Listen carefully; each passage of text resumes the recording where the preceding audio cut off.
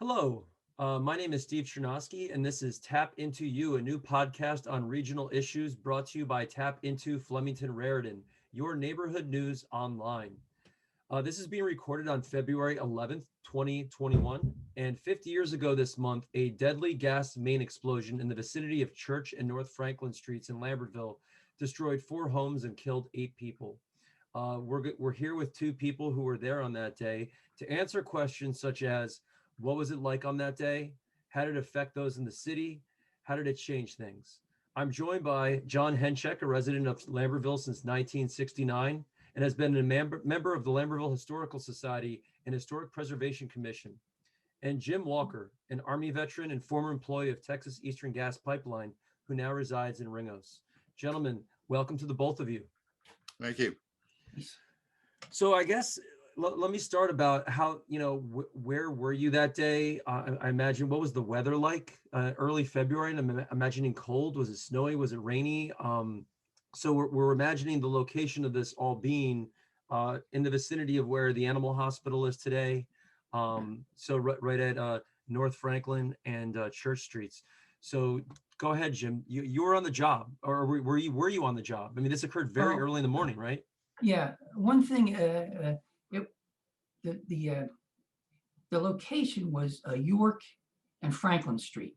That was the second explosion. That's what we were talking about, where the fatalities occurred. Yes. So it was a block away from Main Street to the east. I just started working for the gas company in September. And so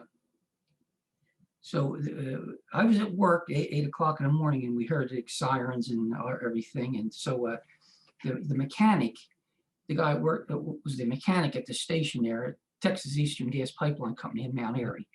He said, let's take a ride down there and see what's going on, because we had heard it was something to do with gas. So he said, you drive. And so I drove down there, and as we were going down 179, I was going to turn on a bridge street. He says, don't get that close. Go further down. He says, down by where you live, down Swan Street. So I turned off the highway on Swan Street and parked there. And we walked up. We walked up Main Street. And we got to York Street, and we went out the street, and the Crosby's house had already blown down. And it was yes, I see that. And the firemen were there. People were running all over the place. It was a disaster. So we're standing there for a few minutes, and the mechanic says to me, "You see that?" And it was a fire on a puddle in the road, because it was bitterly cold that day and had been cold for at least a week. Okay. And there's a little flame dancing on a puddle in the middle of the street, He says, you see that? He says, this isn't over. Let's get out of here. So we left. We walked back to the truck. We got in the truck, and on the way up the highway back to work, we heard lots of sirens going. And by the time we got to work, the guy said, hey, did you see the explosion? We said, well, it was already over. They said, no, the second explosion. There was 2, yes. Yeah, and so the second house with the people in it had exploded. So we left. We were there between the first and the second explosion, the second one where it took all the fatalities. Yes. So we left. But that was, it's amazing. From what I remember, it's amazing what the people in the house were killed, but it was amazing that the people outside weren't killed, because it was a lot of firemen running around, equipment and things, and, just passersby. And that was it for me, and we got out of there. But John? the thing of it is, sorry. well, the thing of it is that there was somebody on the internet said something about it was Texas Eastern. The point is that it wasn't Texas Eastern; it was Elizabethtown Gas Company. Yeah. But we supplied gas to a lot of the municipal gas companies. We were a trunk line, and they supplied gas to the smaller local gas companies. We supplied Elizabethtown Gas right here in Ringoes, and they push it back to Lambertville and feed it into houses and things.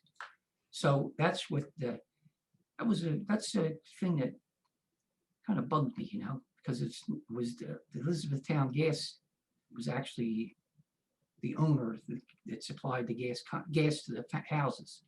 Right. And I do think the regular citizen probably doesn't know what the pipes look like underground. That's a question I do have coming back. I mean, you can see the big ones, but the residential ones, I think, is kind of a mystery to a lot of people. But John, go ahead. What about you?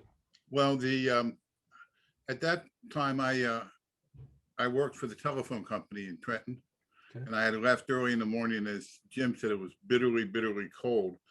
And when the explosion went off, the fellow employees knew that I worked in Lambertville and wanted to know, if there's anything the telephone company can do. And I said, I don't think they want any more people up there right now. I didn't know what was going on. But there's some interesting points I thought I'd like to bring up. First of all, Elizabethtown Gas had recently purchased that franchise from a previous owner. And they were doing diligence trying to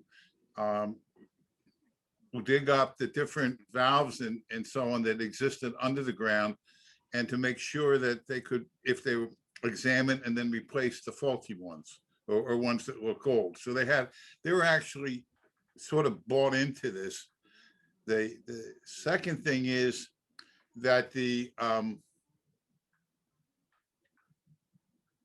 my understanding of this is because of that bitter cold, the pipes and the ground around the pipes under the ground, the water pipes separated, and there was an airspace, minimal, if you will, and the gas from the leaking valve went down the water pipe into the house, and the people whose house blew up didn't even have gas.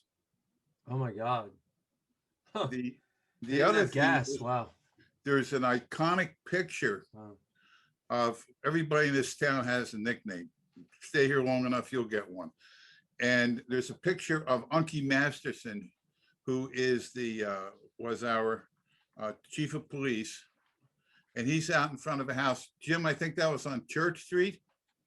Oh, that's the first explosion. Yeah. Yeah. Okay. Yeah, Church, and that's the non-fatal one. Yeah. Well, I think one of the employees for the gas company was killed in that Oh, blast. okay then. This was it. This was the first one. Can you see that? Gonna hold it up a little bit. Up, yep. There. Keep going up. Keep going up. Oh wow. Oh my God. Wow. That's on Church or that's on Frank? That's in Church Street. Wow.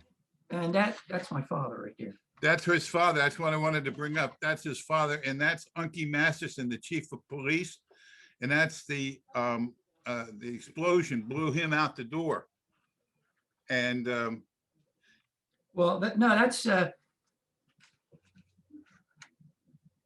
mayor. That's Nenai right there. then Yeah, he was the mayor at the time, right? He was the mayor at the time, Yeah, right? he lived across the street. Right. who was the picture that Joe Hazen took? This is it. This is it. Wow. He took this picture. That won Joe a Pulitzer Prize. Well, and that was Puggy Dissolvi's daughter, Sherry, that they pulled out of the house. She's just running out of the house.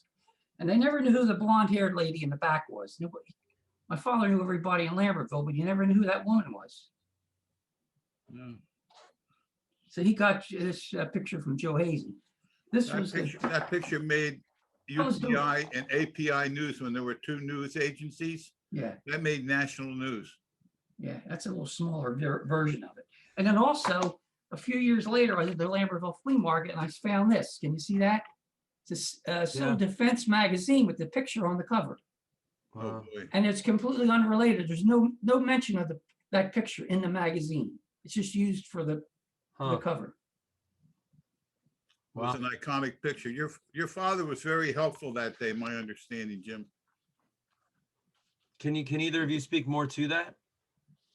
He was I'm just imagining, like I wasn't there. Craig Redding told me briefly. It's just I'm just imagining, like, was it up to 200 from Lambertville, New Hope, Stockton, West Amwell, everywhere, just emergency crews coming in and just cordoning off the place. I mean, Oh, that's what I'm totally. picturing.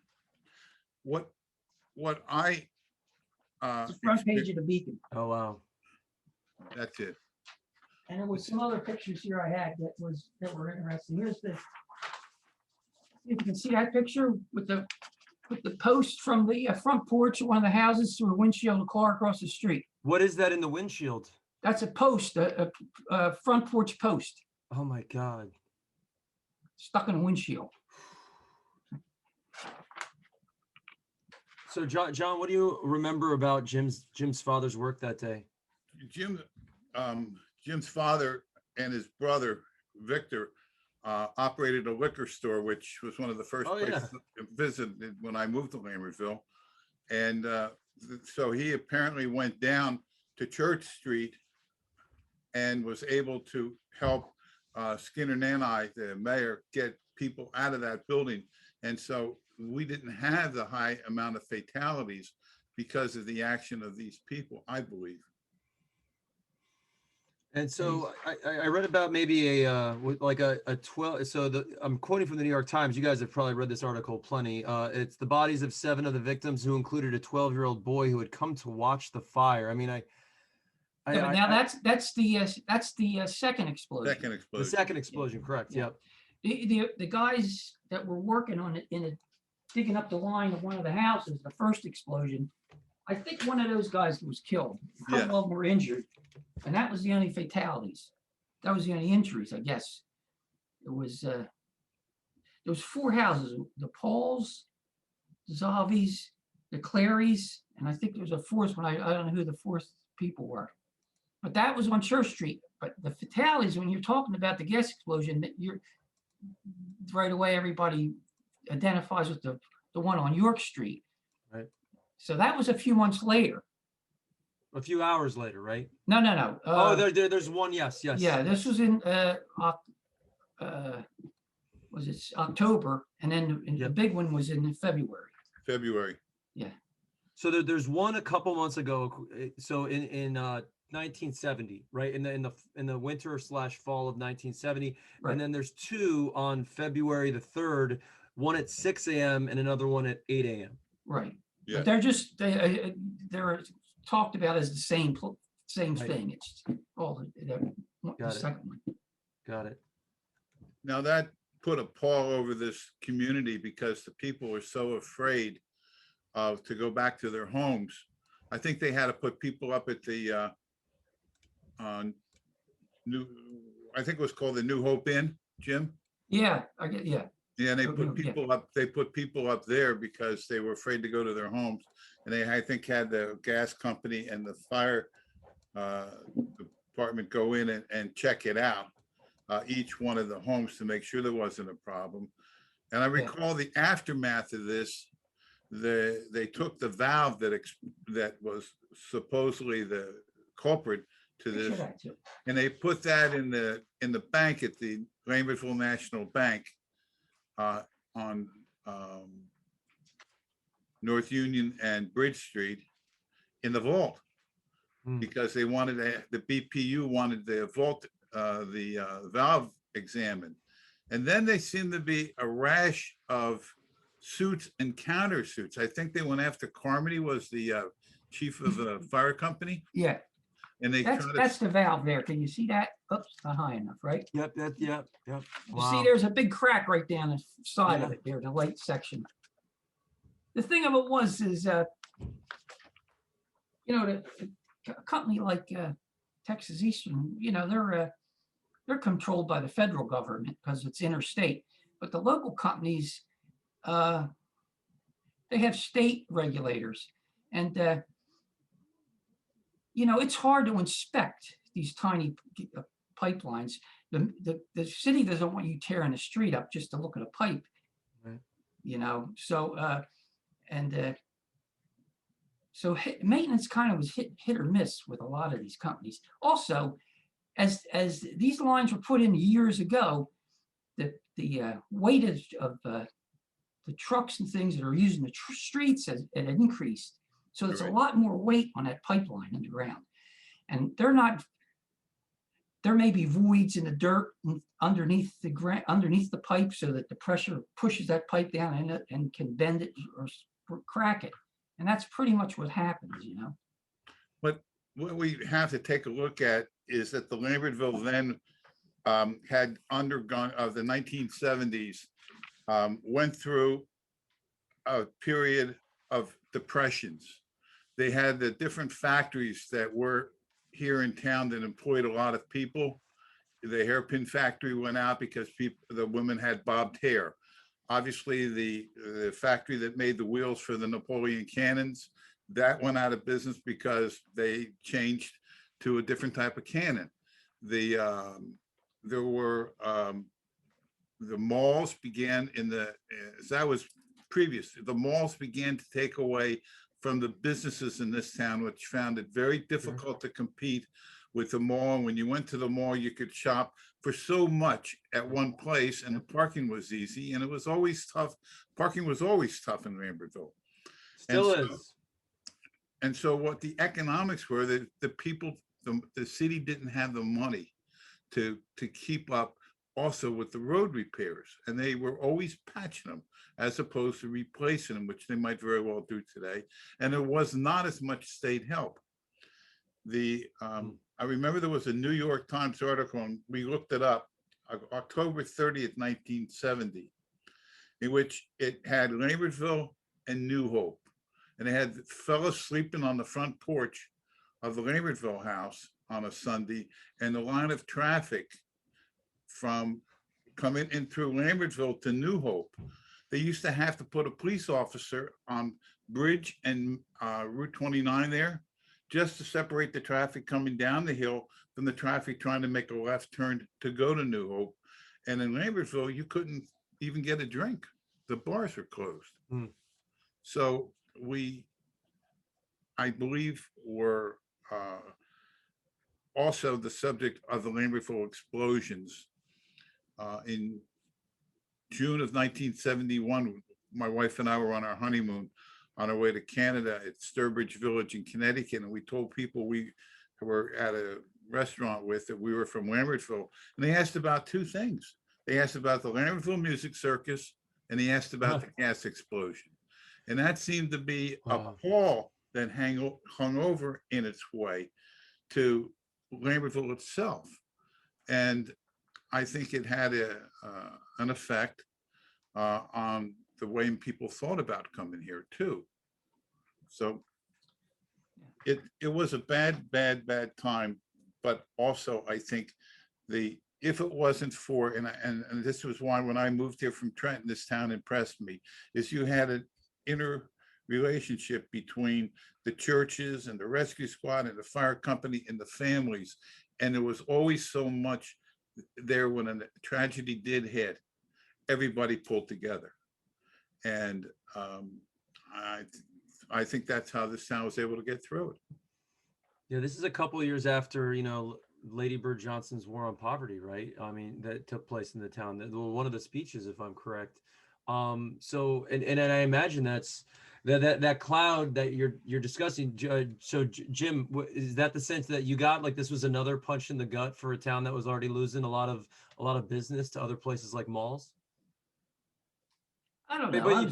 I was a kid, so I didn't see that it was all that bad. I was having a good time. But I'll tell you one thing: when Lady Bird Johnson came to Lambertville, that didn't sit too well with the town fathers. Yeah, they weren't real happy about that. Interesting. She did write in her diary that what she saw up on the Commons, the top of the hill here, Connet Hill, right? Yes. Connet Hill. Yeah, she said that was as bad as anything she saw in Appalachia, and that's in her diary. And also, Mr. Pettori, Phil Pettori's brother, is in it as well. But, yes, she spells his name wrong, I'm pretty sure. Yeah, Pettori. yeah. But whatever the ethnic Italian name is, right? So, right. Back then. So, I mean, is there anything else you guys like to say? Like Jim, you were on the job and then you were off. You were off at boot camp like a couple months later. Yeah. Right? I just got the job before the first explosion, And then within a month after the second explosion, I was drafted. I was out of here. Yeah. So, If so I I could- came back, got my old job back, and I Hey, spent got your old job back. 48 years Wow. working for him. And you just retired 2 years ago. Congratulations, by the way. I'm sure you would not want to be working through this right now. What we're going through right now. Let me bring up a point that would be perhaps very interesting, and hopefully, Jim, you'll comment on it. Mary Wilson died this past week. Yeah. Why don't you share if you wouldn't mind, share a little bit of your meeting with Mary Wilson? You remember that? Yeah, Yeah. Mary Wilson from the Supremes. Yes. She just died the other day. And the story I told was I got this job when I was 16 over the Playhouse Inn as a bellhop. And I'd go in early, 7 o'clock in the morning on the weekends, and I'd sweep the floor in the dining room. And they didn't serve breakfast in there, but except to the guests. They only had like 16 rooms. So, there was no place to stay in this area. I mean, the Lambertville house had one bathroom per floor, if you can imagine that. And so she stayed at the Playhouse Inn. It's like a lot of the local people that were appearing at the Playhouse and at the Music Circus would stay there. The Music Circus had a lot of musical groups. So Mary Wilson stayed there. And I'm out there sweeping the floor in the dining room. And she said, hey, come over here and sit down with me while I have breakfast. And so I sit down to eat while she's eating her breakfast. Here I am, I'm 16 years old, and here's one of the major stars at the table with me, and she's asking me, where I live, where I go to school, and all that kind of stuff. And of course, I couldn't say anything, I was like tongue-tied, but she was beautiful too. She was very beautiful. And so, of course, like, that Monday I go to school, and the kids, my friends would say, so what'd you do for over the weekend? I said, well, I had breakfast with Mary Wilson of the Supremes, and they nobody believed that, Yeah. They all call me a liar. Prove it. Show us your selfie. Barry Gordy used the Lambertville Music Circus as his test for the Supremes to see if they could become more of a changeover group between the white and the black audiences. And so he was very happy with the response they got at the Lambertville Music Circus, and gave you an experience you're forever going to remember. Yeah, I was 1965. Right. I got a picture of her. So, and by the way, a plug for the historicals so this is her. Yep. Yeah. So plug for the Historical Society coming up. They're going to be hosting a Zoom on the Music Circus, I think at the end of the month. But I also, just changing the subject briefly, I also want, so I have the view here of York Street and Franklin. And is this pretty much, I'm looking west towards the canal. Is this pretty much where it's happening, like right in this vicinity? Here's the animal hospital straight ahead right there. Is this pretty much what we're talking about? Well, the first house would be over here behind that picket fence. That's where the first house went this down. one right here. Yeah. And then the next one was across the street, Franklin Street. Yeah. This is York. Yeah. Then there you go. It's over in that corner. But, oh wow. Other way. Yeah. Yeah. This right there, right there where the fence is. That would be the other house. And their doorway was right there on that side of the street where they were going in and out. Got it. I remember right. See, what happened was the people, everybody went to that second house, and they were making coffee for the firemen and stuff. And the girls were bringing it out and giving it to these guys. And that's when it happened. They figured one of those little appliances was all it took, that's probably ignited the gas that had built up in the cellar. And that's what took the house down. And so, there's a big controversy, obviously, with Penn East, and this this article was posted on February 3rd, on the exact date. And there was a comment. I think the moderator deleted it because they delete it when there's a lot of vitriolic comments. And I think someone was like, well, this is why we shouldn't have to rely on pipelines anymore. Jim, you noted the difference between federal and state. You would hope the technology is better today, right? Oh, sure it is. Yeah. So just to allay any concerns, because I don't want people to watch this and say like oh, I'm on the phone, like is my pipe safe? Like Yeah. I would wonder that, but still like there's obviously still controversy, but Yeah. I would say it's probably safe to say it's safer. I'm But sure, yeah.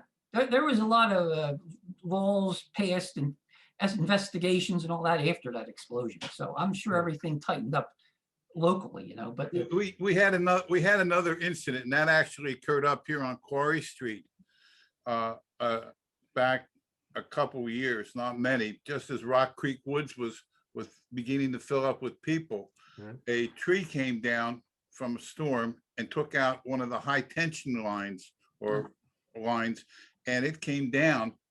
And then the next thing, in the middle of the night, next thing you know, the guys from the fire company and Rick Anthony's were cutting up the lines, the trees to get them out of the road. That's not the story. The story was I smell gas in my basement and I don't have gas. So I went to see what it was, and it wasn't. I thought, well, maybe I left my grill on because there's odorant coming out of that too, which I didn't, thank God. So I called Paul Krantz, who was the charge of the Public Works Department. And Paul said, well, Texas Eastern, when they balance something, they sometimes let out gas. And if they do so, they always call me. So he came down and he said, oh no, that's something else.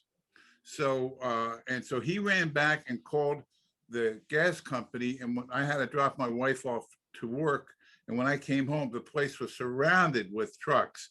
What had happened was that high tension line had fallen down when it was hot, and it went through the asphalt and heated up the stones that were around the I guess it's what plastic pipe they use today. well, depends. Cities do, yeah. Yeah, the cities do. It was it's a polymer sort of pipe, Yeah. and the stones got so hot that they ate through or melted through to the gas, and it was coming out that hole in the ground. And so these guys with the chainsaw could have set it off. Thank God what had happened was apparently they have circuit breakers, I say fuses, whatever, on these power lines, so that when they get they know that detects a big drop in power, it'll shut it down, and that's what it did. Otherwise, that would have been still sparking down there because it was the end of the power line was sparking. And so later that day, Paul Krantz came down and I got a picture for him with his fist in the hole where the gas was with the last one of my Polaroid camera. And so he has that as a souvenir. But that could have been really bad at that time, particularly either with the chainsaw or the people who pushed the barricades aside and drove out to go to work from the cars. So again, we were very lucky. Oh, yeah. And that was Paul Krantz's quick action got the gas company down here. And I guess we should be thankful for him again. One of those things where people weren't hurt, and that's was a great thing. So go ahead, Jim. Well, about I don't know, 25 years ago, I guess, we were talking about the gas explosion at work, you know, and I was talking about it, and I realized that nobody knew what I was talking about because most of the guys were younger and they weren't around when it happened. So I got a lot of the old beacons in the local newspapers and copied them all, and I did a program, a safety program we used to do once a month. So I did a program on it. That's why I have a lot of the newspapers I copied. This is the New Hope Gazette, and from that day. And so I copied all them and I get a program about it. But that was 25 years ago, and it was a big event for me, but nobody else at the time even was around when it happened. People have short memories, unfortunately. Yeah. But this seemed to be one that stuck around a little bit too long. Yeah. Nationally. Well, I hope we can do this again. I'm going to share this with Mike at the Historical Society and hope that it spreads and that other people watch it. And I also want to promote their event that they're having on the Musical Circus that you guys mentioned up there on Music Mountain, so people can check it out. And again, my name is Steve Chernosky, and this is Tap Into You, a new podcast on regional issues brought to you by Tap Into Flemington Raritan, your neighborhood news online. I've been joined by John Hencheck of Lambertville and Jim Walker of Ringoes. Gentlemen, thank you very much for spending some time with us here today. Thank you. Stay Thanks. safe. Thanks, Steve. You too.